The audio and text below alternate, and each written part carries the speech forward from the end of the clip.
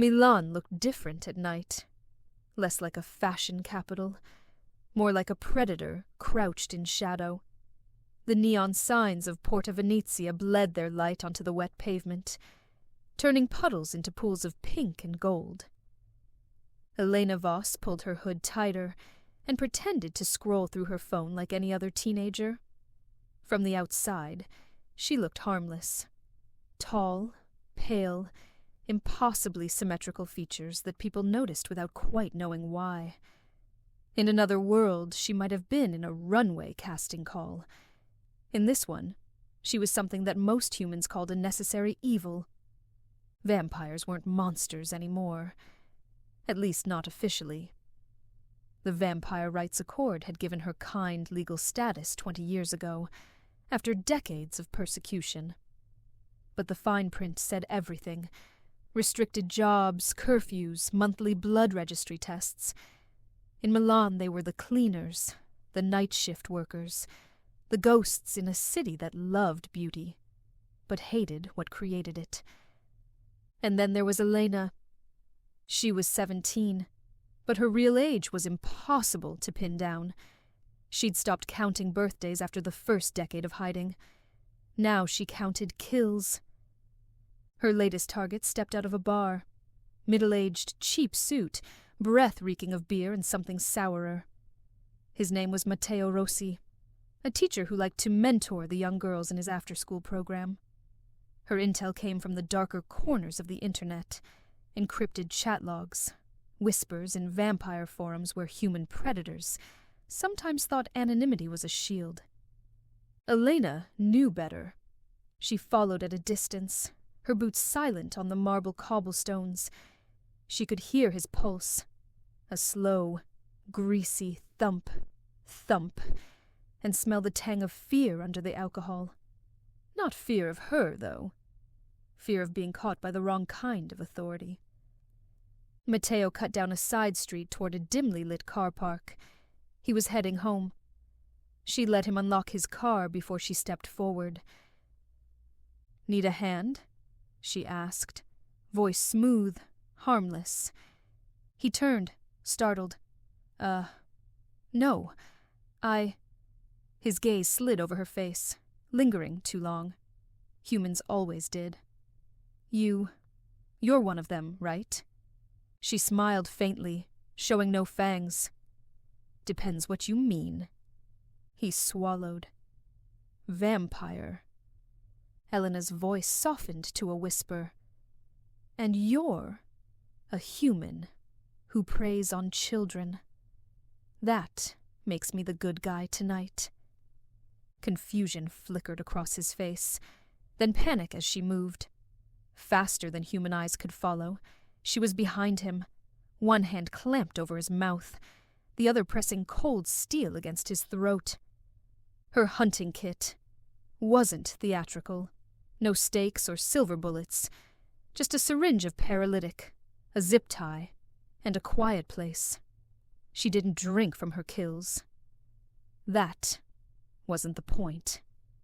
15 minutes later, they were in an abandoned warehouse in the Navigli district, its brick walls soaked in graffiti and damp. Matteo was tied to a chair, eyes wild. "You've got this wrong," he stammered. "No," she said, setting her phone on a tripod. "I've got the evidence. The police won't touch you. Too little proof. Me? I'm not the police." Her fangs slid out, more for intimidation than necessity. "I'm justice." She didn't kill him quickly. She wanted him to feel the predator become prey, to know what it was like to have every advantage stripped away. By the time she was done, he was just another corpse dumped where the city wouldn't ask questions. Back at her apartment, Elena scrubbed the scent of blood from her skin. It wasn't guilt she felt. Guilt had burned out of her years ago. But something gnawed at her. The memory of the last time she'd been caught. The man who'd caught her wasn't police. He was something worse. A sharp knock rattled her door. 3 taps, then 2. The same rhythm as that night. She froze. When she opened it, the man was there, tall, immaculately dressed, eyes as pale as hers. "Hello, Elena," he said in a voice like silk over steel. "We need to talk about your extracurricular activities."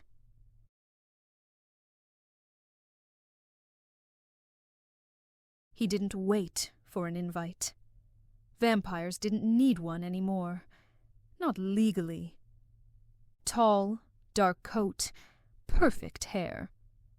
The kind of vampire who didn't just survive the Accord. He profited from it. "You've been busy, Elena," he said, stepping inside like the air belonged to him. Matteo Rossi. Clean job. Her hands tightened. "Who are you?" "Luca Marani. Nocturnal Affairs, Milan. Think of me as quality control." Sounds like a euphemism? It is. He set a file on her table. Glossy photo, wealthy man in a designer suit. Abeli Santoro, charity figurehead. He's also moving children out of the country in freight containers. Quiet roots. Police can't touch him. Why bring him to me? Because your little hobby makes you useful. But you need discipline, a code, evidence first. Then you act. And you work for me. Elena smirked. "And if I don't? Then I hand over a few incriminating details from your past hunts. You'll vanish, and the Accord will look the other way. Blackmail. Simple. Director." She hated that it made sense. "What's the job?" she asked. "Tonight. Santoro's charity gala in Brera. You have until curfew?" "Brera district. 11:15 p.m. The palazzo glittered with wealth. Inside, chandeliers lit a crowd in tailored suits. Elena wore black and carried a catering tray, her red vampire wrist tag marking her as a second-class guest. She spotted Santoro easily. The kind of man who thought charm was the same as innocence.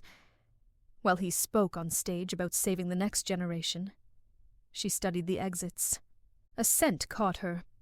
Faint, metallic. Fear. Young. It came from below. She slipped into the service corridor, down a stairwell, and into a storage room with a locked metal door. Behind it, a whisper of breathing. Not one. Several. She needed Santoro here. Back upstairs, she intercepted him after his speech. "Signore, your courier's waiting downstairs," she murmured, polite and deferential. He followed, annoyed but curious. She led him into the storage room. When the door closed, she moved, faster than he could process. A tie around his wrists, a push into the chair. "I know what's behind that door," she said. "And I know you're responsible." He laughed, trying for control. "If you kill me, the Accord will burn you." "I don't need to kill you," she said, holding up her phone. "I just need your voice." It took 5 minutes. Threats turned to bargaining. Bargaining turned to confession. Names, routes, dates. The moment the words left his mouth, she knew he was done. She opened the crates. 3 children blinked up at her, terrified. "Go to the kitchen," she told them softly. "Find the old chef. You're safe now." They ran. The door opened again. Luca, flanked by 2 men in grey suits. "Efficient," Luca said, eyeing Santoro. "You always deliver." "You're arresting him?" she asked. "Number he's connected. Taking him down publicly hurts our standing. He'll be managed." Her jaw clenched. "You mean he walks?" "This is politics, Elena. You want to keep helping. Learn to play the game. She looked at Santoro, sweating, bound, smirking like he still owned the night. I'm not playing, she said. And before Luca could stop her, she moved. One quick twist. Clean. Silent. Santoro slumped, his smirk gone. You just complicated my life, Luca said evenly. You're welcome, she replied. Luca studied her for a long moment. Then, surprisingly, he smiled. Call me next time. I can give you bigger names. Send files, she said. I'll choose my own jobs. They left the palazzo before the sirens arrived. Upstairs, the gala continued, oblivious. Downstairs, one more predator was gone. Elena walked into the cool Milan air, her hunger quiet, her ledger one name heavier. She wasn't a saint. She was justice with teeth.